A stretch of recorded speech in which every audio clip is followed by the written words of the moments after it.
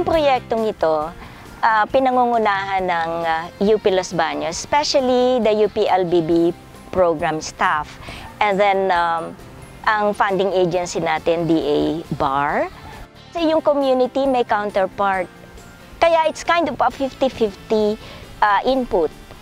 Tinutulungan din tayo ng BNet Philippines, Beekeepers Association ito, na tumutulong sa pag-disseminate ng technology at saka siya din yung ibang beneficiary.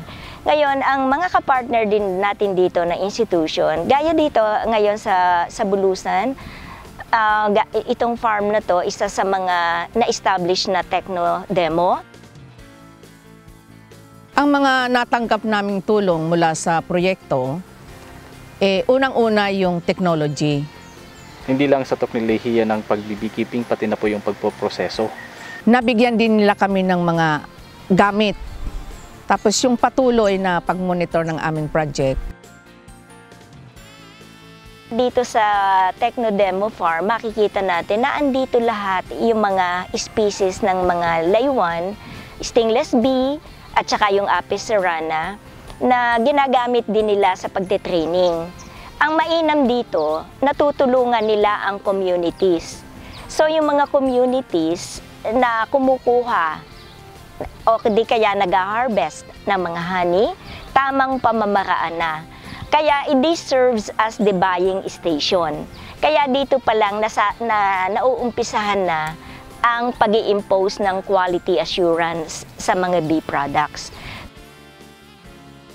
Nung una, parang gusto ko na mag-give up. Dahil kulang ako sa technology, pagkakakuha ko nawawala, namamatay. So sabi ko, nanghihinayang ako, namamatay lang. Pero nung magtagal, nung matutunan namin ang tamang pamamaraan ng pag-aalaga, wow! Masarap ang pakiramdam. Siyempre kumikita ka. Tapos nakikilala ka, kilalang kilala na kami dahil ang dami nang pumupunta dito na nagre-research, nag-aaral, mga bumibili. Ito, napakalakas mag-pollinate. Hindi lang sa forest, kung hindi dito sa mga crops namin dito sa farm. So, yung mga neighboring plantation, coconut plantations, kung ano-anong mga fruit trees, kahit hindi sa lupa namin, dito sa community namin, natutulungan nila na umangat ang ani. So, pag maangat ang ani, malaki ang income ng, siyempre, ng mga farmers. Ang aming pong advokasya ay maprotektahan, makonserve po yung ating kapaligiran, ang ating kalikasan. So, isa po sa pamamaraan namin para po makonserve natin yung environment is doon po sa agrikultura. Nakatulong ang proyektong ito sa apiary industry sa pamamaraan po ng production na ngayon po ay dumarami na-adapt na po ng community. Nabibigyan po ng trabaho yung ating mga kababayan, lalo na po yung mararalita. Isa pa rin po doon, napapalakas natin yung kita, no, ng ating mga kababayan, lalo na po dito sa rural area namin. At the same time, doon po sa agricultural growth po, beekeeping as one of very viable na industry. Pagdating po sa environmental protection and conservation, isa po sa mga naging problema namin before, yung pong minsan nasusunog yung kagubatan dahil sa traditional na pagkolekta ng mga honey. So, kung backyard beekeeping po, hindi nakakailanganin na pumunta sa mga kabundukan, pagkos ay doon na lang po sa kanilang backyard na mag-beekeeping.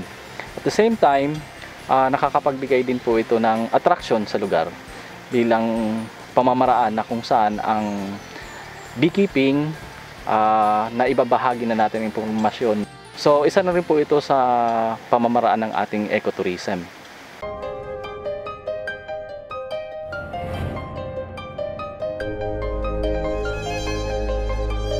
Meron din tayong site sa Ginubatan. Kaya lang doon sa Ginubatan, family, parang it's a kind of a family enterprise. At saka din, ang maganda rin naman nito, yung mga produkto na kanilang nagagawa galing sa laywan, eto naman yung sumusuporta sa community. Meron din tayong collaborator doon sa ibang bahagi ng Luzon. Sa Nakar naman, Meron din tayo doon techno demo at saka meron din tayong buying station ng Stingless Bee.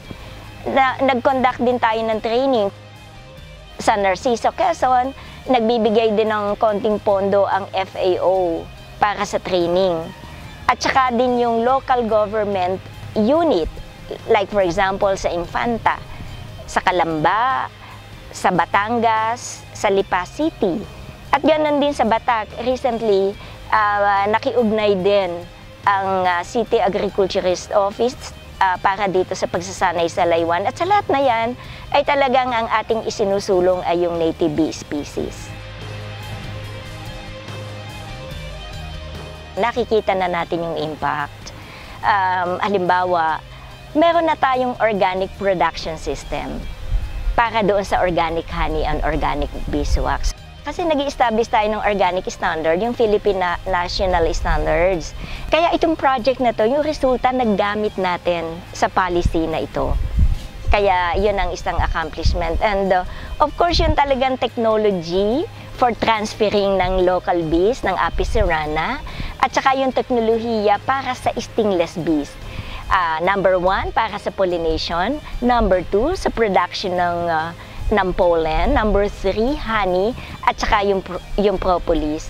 Dahil marami na tayong inquiry sa foreign market doon sa propolis. Meron nga tayong inquiry from China just last week that they will be needing a lot of propolis. Siyempre, medyo ini-highlight natin na meron na kami niyan. Pinag-aaralan na namin, kinakarakterize na natin yan para din makapenetrate tayo sa world market.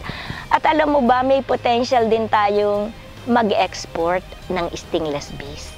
Nagtanong na ang ibang bansa sa Japan at may kakausapin pa tayo na exporter ng stingless bee. Kaya talagang win-win ka dito sa local species. Na rather na tayo ang mag-i-import ay tayo ang mag-e-export. Nag-increase ang ating production kahit papaano, na-narrow down natin yung gap ng pag-i-import.